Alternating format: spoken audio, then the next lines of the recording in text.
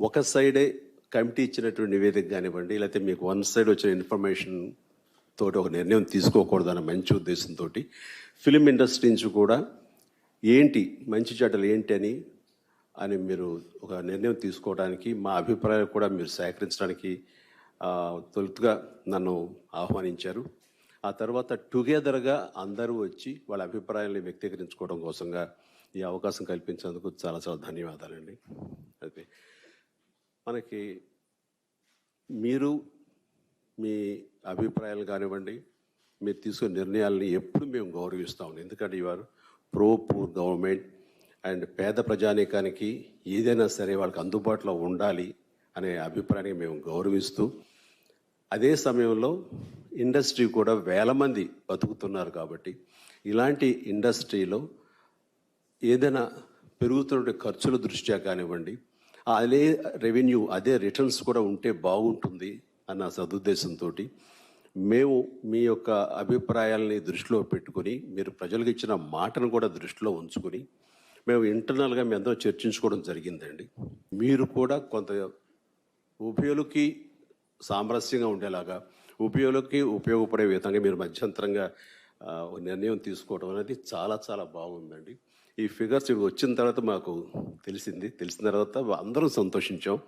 And ఖచ్చితంగా ఇది మా అందరికీ చాలా వెసులుబాటు, హోల్ ఇండస్ట్రీ అంతా, ఎస్పెషల్లీ ఎగ్జిబిట్ రంగానికి సంబంధించి మీరు తీసుకున్న నిర్ణయాలకి నాకు ఇంకొక మాట లేదండి. Very very happy. Thank you so much.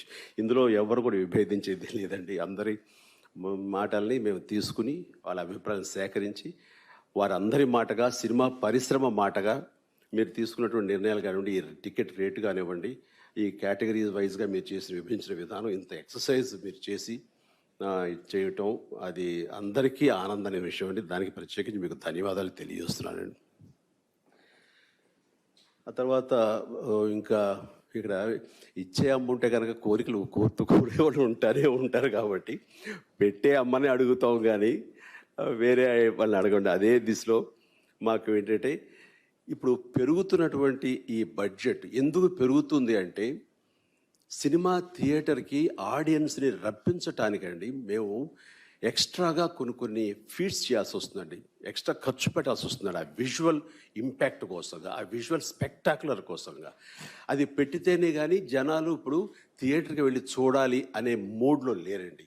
ఎందుకంటే వాళ్ళకి అందరికీ just within no time మా సినిమాలు రిలీజ్ అయిన వారానికల్లా వాడి చేతిలోకి మా సినిమా వచ్చేస్తుంది, వాడి ఇంటి టీవీలోకి మా సినిమాలు వచ్చేస్తున్నాయి.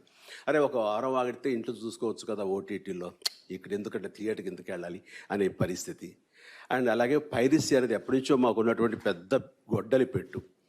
అండ్ ఇవన్నీ కూడా అధిగమించి మేము సినిమాలు తీయాలి అని అంటే కనుక ఖర్చు ఎక్కువ పెట్టాలి. ఆ ఖర్చుకి ఎంతో రెవెన్యూ కూడా ఎక్స్పెక్ట్ చేయటం అన్నది ఇది సర్వసాధారణం అండి. ఖ్యాతి పొందుతున్న మన తెలుగుతనాన్ని, తెలుగు సినిమాల్ని కాపాడే దిశగా మీరు ఉన్నారు. అది కొనసాగించే దిశగా మీ యొక్క చర్యలు కొనసాగాలి. అందులో భాగంగా ఇండస్ట్రీ వైపు చల్లని చూపు చూడాలి అని మీరు తల్లిలాంటి పొజిషన్లో ఉన్నారు కాబట్టి మిమ్మల్ని చేతులు జోడించి అడుగుతున్నామండి. That's it. ఆ తర్వాత 5th షో మన నారాయణమూర్తి గారు ఎప్పటి నుంచో మేము కలిసినప్పుడండి చాలా మీటింగ్లో 5th షో అనేది ఉండగలిగితే కనుక మాకు కొంత వెసులుబాటు ఉంటుంది అని ఆయన కోరుతున్నారు. అది మీ ముందు పెట్టినప్పుడు మీరే దెన్ అండ్ దేర్ ఓన్లీ ముఖ్యమంత్రి గారు ఖచ్చితంగానే ఆ రోజున మా ఇద్దరు మీటింగ్లో ఆయన ఒప్పుకోవటం జరిగింది. చేయొచ్చు, దానిదే ఉంది అన్నారు ఆయన. దానికి ప్రత్యేకించి నారాయణమూర్తి చిన్న సినిమాల తరపున నిలబడి మాట్లాడే నారాయణమూర్తి కోరికలు మీరు దెన్ దేర్ ఓన్లీ మీరు యాక్సెప్ట్ చేసినందుకు ప్రత్యేకించి ధన్యవాదాలండి. ఆ తర్వాత ఇంకా మనం ప్రత్యేకించి ఇంకా ఏమీ లేదండి.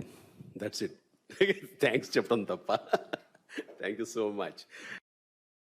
First of all, sincere thanks, sir, for doing this, because I think the last 2 years has been very, very difficult, sir, for all of us. Because not only the pandemic, to time our releases, cinema ఎప్పుడు release చేయాలో తెలియదు, ప్రతి 2 నెలలకి ఎప్పుడు release అవబోతుంది అంటారు, మళ్ళీ ఆగిపోద్ది, మళ్ళీ షూటింగ్లు చేస్తాం, మళ్ళీ ఆగిపోద్ది. So I think in my entire career, I think these 2 years was very, very difficult, sir, for us, for me also. And so I think today it's a really happy day for me. And sincerely thank you. From one point is like, for a long time there is a a big point saying that AP government and cinema industry are completely poles apart and don't see eye to eye. Thank you very much, sir, for breaking that myth and letting us come here and speak to you and addressing the issue, sir. Thank you very much for that, sir. That's a very big thing to us. సగటు సినిమాకి మనుగడ లేకుండా పోయిందండి. సగటు సినిమాలు చేస్తారండి. తల్లి 9 months వస్తే రిలీజ్ చేసుకోవాలి, లేదా చచ్చిపోతుంది తల్లి బిడ్డ. ఇవాళ సగటు నిర్మాత తన సినిమాలు రిలీజ్ చేసుకోలేకపోతున్నాడండి. సో సినిమాలు బతికించండి సార్, సగటు సినిమాలు బతికించండి సార్. 70% సగటు సినిమా అండి, రూయిన్ అయిపోతుంది గురుగారు. కాబట్టి సగటు సినిమా బతకాలి సార్, దాని పుణ్యం కట్టుకోండి సార్. నమస్తే సార్. చిన్న సినిమా మీరేమన్నా చేయదలుచుకుంటే జగన్ అన్న, నేను నాకు తెలుసు, హోల్ హార్టెడ్ పర్సన్ మీరు. I'm dying for you. చిన్న సినిమాలకు పెట్టండి, చిన్న సినిమాలకు థియేటర్లు ఇప్పించండి. సార్, ఇంతకుముందు ఒక సినిమా 50 రోజులు 100 రోజులు ఇలా ఉండేది.